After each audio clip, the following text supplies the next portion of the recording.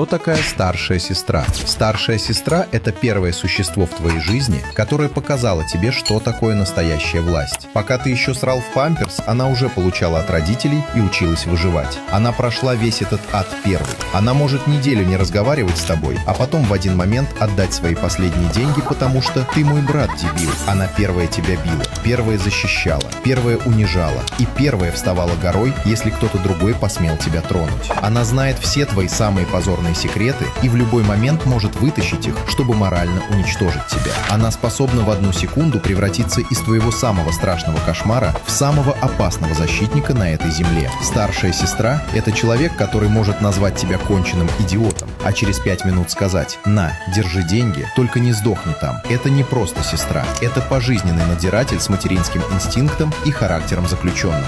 Если у тебя есть старшая сестра, поздравляю, ты вырос не в семье, ты вырос под ее железным каблуком.